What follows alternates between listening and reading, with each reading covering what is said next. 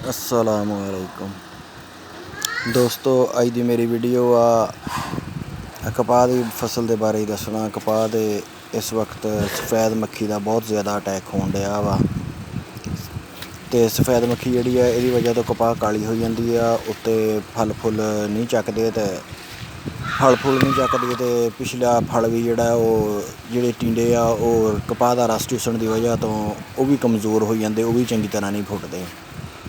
मैं थानू देख लो माशाअल्लाह कपाह माशाअल्लाह बहुत ज़बरदस्त कपाह की ऐतकी फसल आ। जिहड़ा संभाल कर लूगा रेट भी अच्छा है तो इंशाअल्लाह धोने वो धो दूगी।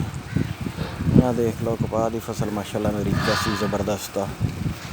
ते देखो ते नाल सब्ज़ तेला भी थोड़ा थोड़ा आया तो नाल थ्रिप्स का भी काफ़ी अटैक आ कपाह की फसल ते। देखो मैं थोड़ा दिखादा एक कपाह मैं तो पुट्ठे ते खड़ा वां, पुट्ठे ते खड़ा हो के आपदी भी पिक्चर तस्वीर विच ले आउना ताकि पता लगे कि कपाह का कद किहड़ा हाइट तकरीबन। मैं बाहर खड़ा वां, बाहरले किनारे ते खड़ा होना वा ते देखो मैं बाहरले किनारे ते खड़ा तो तकरीबन मेरे बराबर ही आउंदी आ कपाह जिहड़ी है ना। ते इस कपाह की हिफाजत कर लांगे तो फिर इंशाअल्लाह फ़ायदा ज़्यादा होगा। जज़ाकुमुल्लाह खैर।